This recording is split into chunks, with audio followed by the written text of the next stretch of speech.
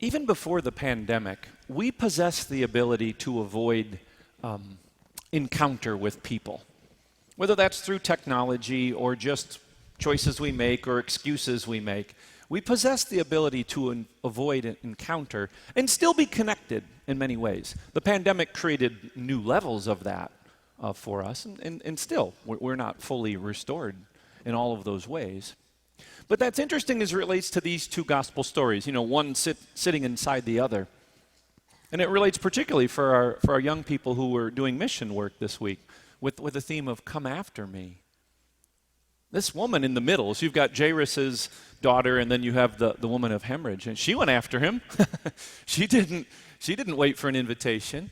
She did something you're not supposed to. She created an encounter with Jesus.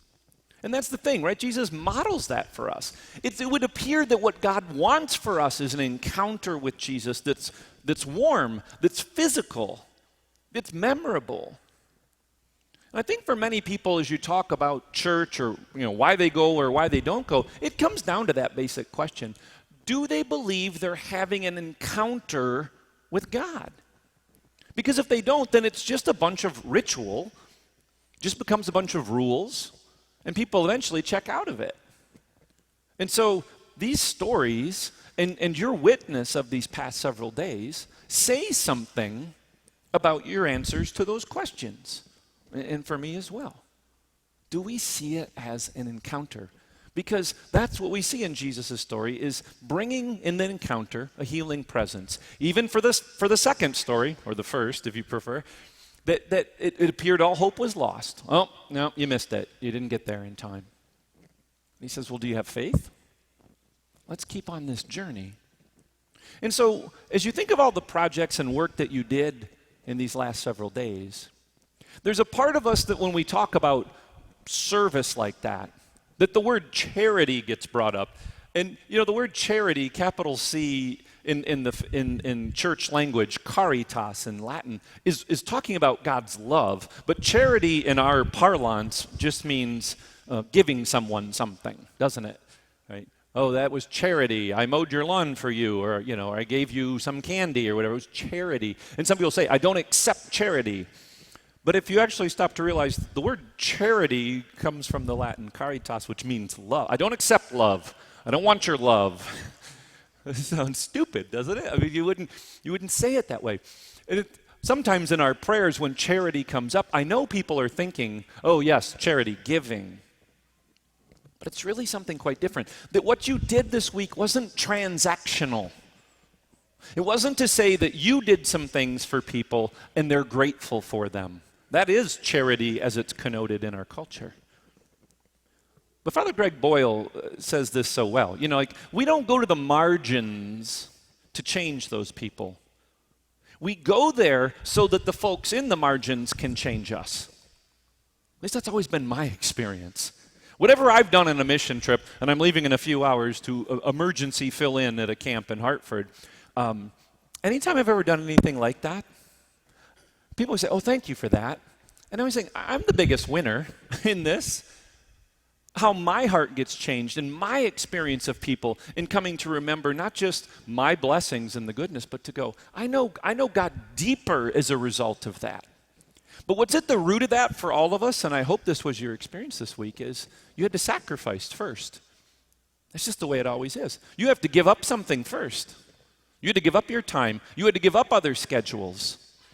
You had to say, I'm going to make this a priority. And when we do that, God can enter in a powerful way. This woman that was hemorrhaging she'd spent it all. She had nothing left. And so she had nothing to lose in that encounter.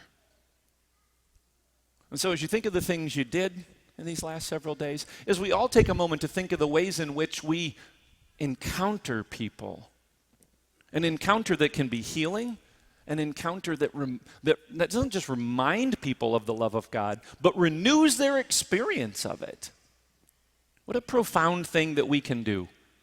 But it does always have to start with us setting aside our own goals and our own dreams for a second to say, I'm going to put that first. I'm going to put you first. I'm going to put those out in the margins first, not because they have anything they can give back to me, except to say, when I give, I do always get back. Someone I used to work with on those camps used to always say, you can't outgive God, but it's fun to try. It's fun to try. As we look at our ways and opportunities to encounter God each and every day, not just in a particular service trip that comes with a shirt, although it's helpful because we can find you, right? But hopefully the thing you tasted this week is you say, that is goodness. I know God a little better as a result of that. And that there are things that you didn't expect or anticipate in that experience. At least that's always been my experience of it. It doesn't make it always easier the next time the opportunity comes to serve, but deep in our hearts is that encounter. And if you're hungering for that, if as I'm saying that, you're saying, I'm not sure I know what you're talking about, then come after him, as their shirt says. Go find him. And where he said we would find him, in addition to this sacrament and this Eucharist, was on the margins. When I was hungry, did you feed me? When I was sick, did you visit me? If we're going to come after him, then we have to be prepared to do it. And we have to start by laying some things down to make time to focus on him.